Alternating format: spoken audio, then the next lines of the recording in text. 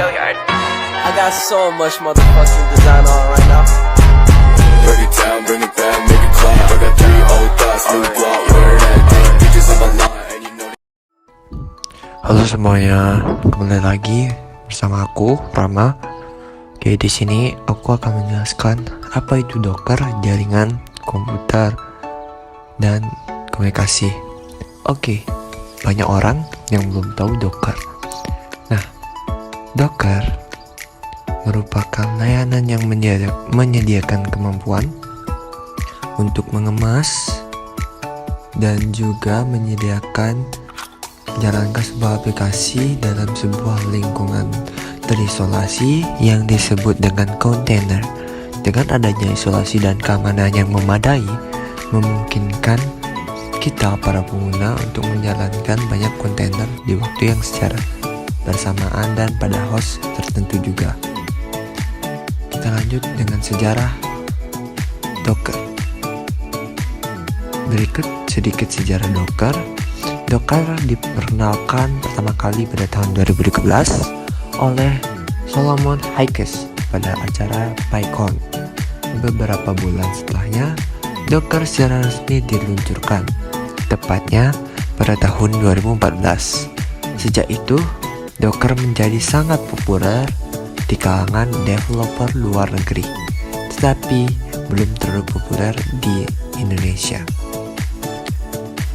Isolasi dan kecepatan Docker memungkinkan perkembangan menjalankan beberapa kontainer secara bersamaan pada host tertentu. Wadah adalah wadah ringan seperti awan yang menampung semua yang Anda butuhkan untuk menjalankan aplikasi Anda. Pengembangan dapat berbagi kontainer melalui Docker saat mereka bekerja membangun aplikasi mereka. Hal ini memudahkan tim untuk mengerjakan pengembangan aplikasi mereka pada Docker. Baik, yang kedua, kita ada cara kerja Docker. Setelah kita mengenal Docker, sekarang kita akan mempelajari cara kerja Docker. Cara kerja Docker cukup mudah dan simpel. Docker adalah alat yang digunakan untuk menjalankan kontainer yang berperilaku seperti mesin virtual dan memungkinkan pengembangan untuk memvirtualisasikan sistem operasi di dalam sistem operasi host. Ini memungkinkan pengguna gambar yang berisi kode untuk membangun dan menjalankan kontainer. Kontainer-kontainer ini dapat ditumpuk dan berbagai gambar inti yang sama. Docker berguna untuk pengujian dan pengembangan perangkat lunak, menghindari instalasi perangkat lunak langsung di komputer pengembangan. Docker berjalan pada arsitektur client server dan dapat diakses melalui REST API. Docker Compose adalah alat tambahan yang memungkinkan pengembangan untuk mengolah aplikasi yang terdiri dari berbagai kontainer. Docker memetakan dokumen sistem ke kontainer dan membuat antarmuka jaringan. Pengembangan dapat menjalankan kontainer secara interaktif melalui terminal pemrograman dan menghentikan mereka saat diperlukan. Kontainer yang dihentikan dapat digunakan kembali ataupun dihapus. Nah, setelah kita mengenal cara kerja dari Docker, sekarang kita akan mengenal fitur-fitur Docker. Pertama, fitur-fitur Docker sangat banyak dan kita bisa menyesuaikan dengan kebutuhan kita. Oke, yang pertama, Docker memiliki fitur yaitu Docker Engine. Yang pertama, ini digunakan untuk membuat image atau kontainer. Yang kedua, Docker Hub. Docker Hub adalah registry yang berisikan kumpulan dari image-image, dan menggunakan Docker Hub ini kamu dapat mengumpulkan image. Hub ini berbeda dengan Docker Engine yang hanya membuat image. Dan yang ketiga ada Docker Compose. Docker Compose adalah salah satu fitur unggulan yang berfungsi untuk menjalankan beberapa kontainer atau bisa disebut multi kontainer sehingga dapat menghemat banyak waktu. Dan yang keempat, ada Docker for Mac. Pasti kalian sudah tahu dan sudah mengenal Docker for Mac, yaitu fitur ini memungkinkan pengguna Docker untuk menjalankan kontainer pada sistem operasi Mac atau macOS. Dan yang kelima, ada Docker for Linux.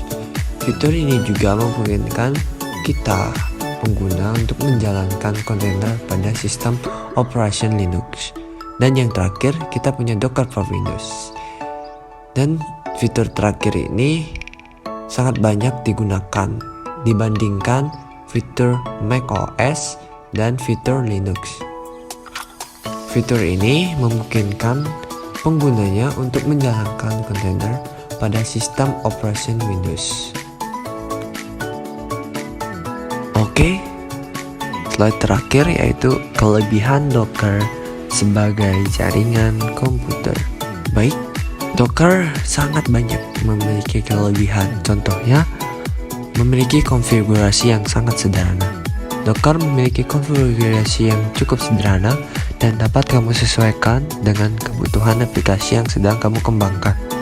Hanya dengan menentukan beberapa kode, ia akan membuat environment atau env sendiri yang berbeda dengan environment pada server utama. Yang kedua, tingkat keamanan yang baik. Docker memiliki tingkat security yang sangat baik.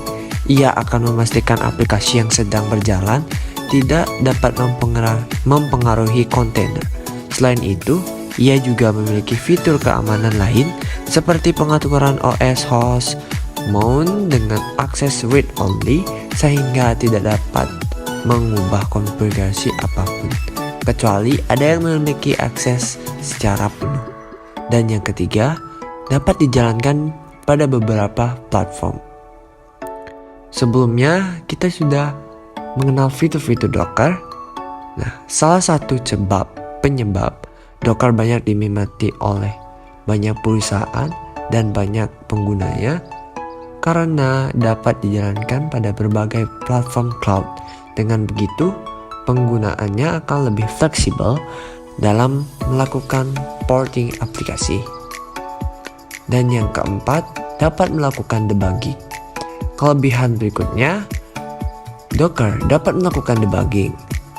Waktu yang dibutuhkan juga tergolong cepat, yakni hanya 1 menit saja untuk melakukan proses debug pada sandbox.